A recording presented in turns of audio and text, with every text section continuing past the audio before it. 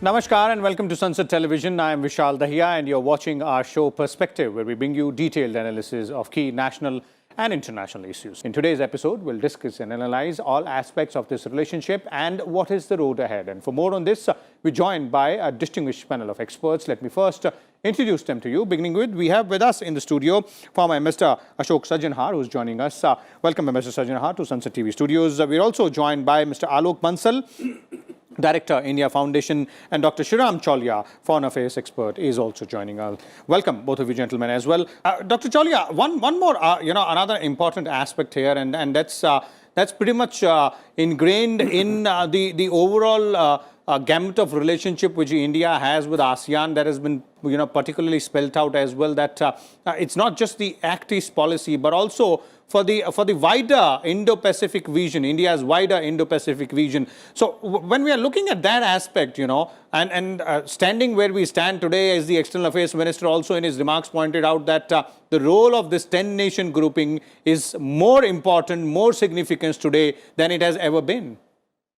Very much so, Vishal. I think what Dr. Jaishankar was talking about is the real threat posed by China to all the smaller countries in the region, and especially the countries with whom it has major territorial and maritime disputes. So there are a number of ASEAN member countries that have been struggling to hold the fort against Chinese aggression and expansionism.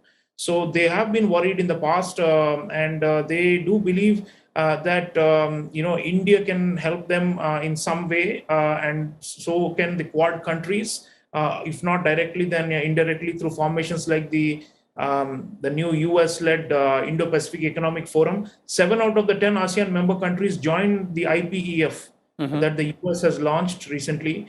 It's only Cambodia, Laos, Myanmar, I think, which have not joined possibly because of not wanting to upset China. But the point is, the Chinese juggernaut is rolling in this region. So what Dr. Jaishankar is talking about, the geopolitical uncertainty, is diplomatically hinting at that. And therefore, when we say India sees ASEAN as a beacon for liberalism, a beacon for multilateralism, that's the term that Dr. Jaishankar used. I think what he's saying is, and we say ASEAN centrality and unity, we don't want this region to be divided in such a way which will become easy for the Chinese to poach upon and to try and disintegrate them. Because if they are disintegrated, then the Chinese will come closer and closer into the Indian Ocean region. So if from a geopolitical sense for us, ASEAN helps to keep China away from us as much as we want. It's a kind of like a maritime buffer.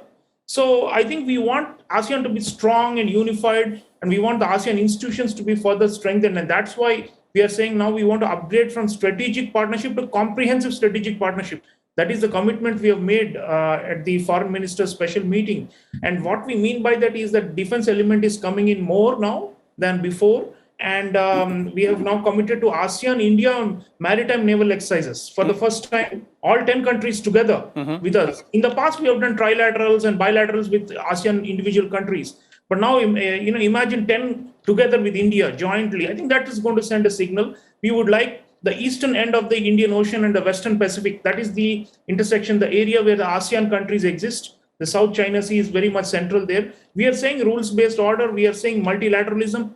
We don't want unilateral actions like what we have seen in Europe. We don't want that to be repeated in Asia. So in that context, strengthening ASEAN-India ties is very important, because we are also talking about, the ASEAN defense ministers and India jointly having, a ministerial type of forum now, the way foreign ministers are doing. Okay. So no other regional grouping has ever been called a strategic partner of India. We have bilaterals whom we call strategic partners. But imagine a 10-member bloc that we are calling a comprehensive strategic partnership now. So I think we need to, of course, put our money where the mouth is. We need to implement a lot of the projects like Alokji was saying. But the point is, the intent is there going forward for the next 5 to 10 years to strengthen this bloc. Because if this bloc weakens, then we are going to be in trouble with more and more Chinese pressure coming our way. Okay. Quick final concluding comments from you, Dr. Chaulia, vis-a-vis the road ahead for this strategic partnership between India and ASEAN. We've looked at various aspects, be it security, economy, connectivity as well.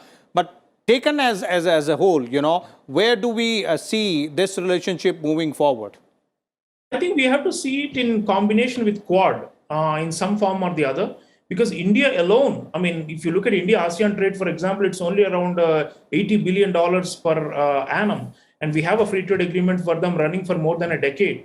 But ASEAN China, as Alok was saying, is like $700 billion or more. So it's 10 times bigger, the trade volumes. So we want actually, and the US has also moved away from the Trans-Pacific Partnership in this region. And it was involved earlier and now it is pulled out. So there is a problem with only security cooperation. So I think the second leg, the economic one, we have to take it to the next level. And that's only when ASEAN countries will feel assured that they have alternatives or they can diversify. Dr. Jaishankar mentioned that. He said ASEAN is the basis for decentralized globalization, which means a globalization that is not China-centric and which is not dominated by Chinese supply chains and logistics. So for that to happen, India plus, I think we have to think about India jointly with Quad countries and others, which can help create alternative digital and physical infrastructure and connectivity and economic engagements and more freer trade, but which is based on trust, not manipulation and